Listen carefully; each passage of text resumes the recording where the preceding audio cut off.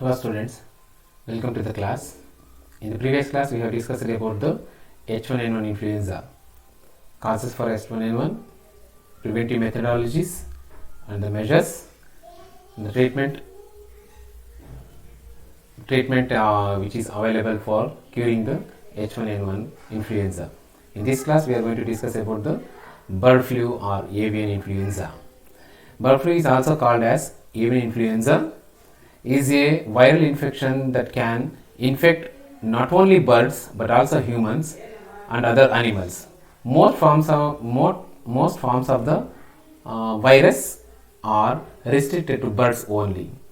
H5N1 is the most common form of bird flu. It is deadly to the birds and can easily infect humans and other animals that can come to contact with the infected birds. According to the World Health Organization, H5N1 was first discovered in human in 1997 and has killed nearly 60% of those infected in those days. Bird influenza is also called as avian influenza, is a viral infection that can be infected into only birds but also human and other animals. Most forms of the virus are restricted to birds only.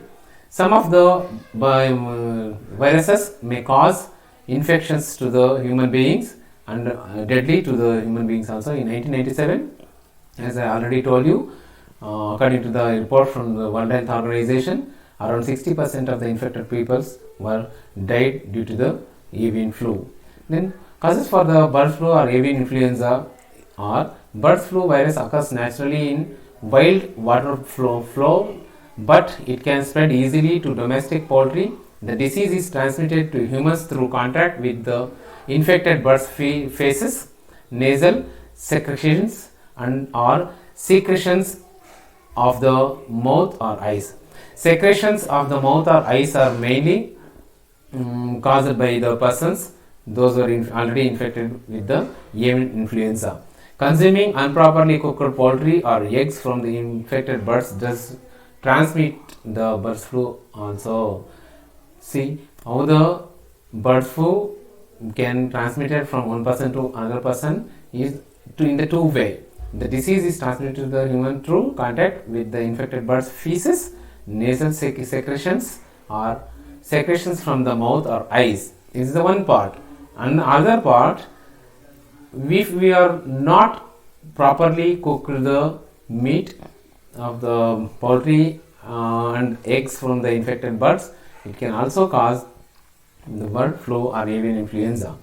A poultry farmer can spread the bird flu or avian influenza. A traveler visiting affecting areas exposed to infected birds, someone who eats undercooked poultry or eggs, then healthcare worker caring for infected patients, a household member of an infected person. These are the persons those who can able to spread the avian influenza. What are the symptoms of bird flu or avian influenza?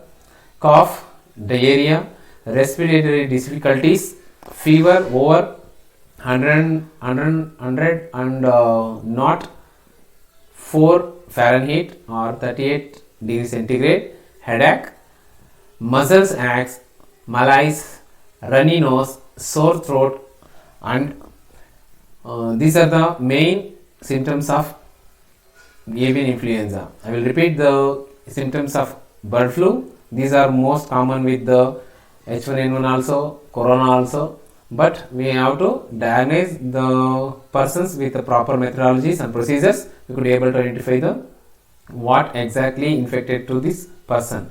Cough, diarrhea, respiratory difficulties, fever, headache, muscle aches, malaise, runny nose, sore throat are the main symptoms of avian influenza. Bird flu can be prevented through open air markets, avoiding contact with the infected birds, undercooked poultry, practicing good hygiene and wash the hands regularly.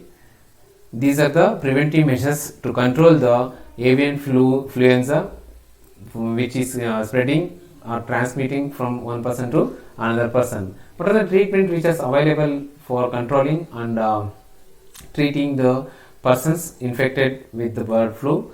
These are the treatments to help those people with bird flu. M2 inhibitors, example amantadine, rimintadine, or neuraminidase inhibitors, example oseltamivir, zanamivir, are the two classes of medications that are available. The medications is one part, but if you want to control, or if you don't want to come to the contact with the persons, those who are infected with bird influenza or avian influenza, we have to avoid unnecessary traveling. While we are sneezing or coughing, we have to cover our mouth with proper tissue paper or any other handkerchiefs, etc. We have to wear the masks. If you don't want to contact with the smears or droplets which come out from the sneeze and cough who is affected person. These are the things we could able to learn today's class. Thank you for listening. Hope you understand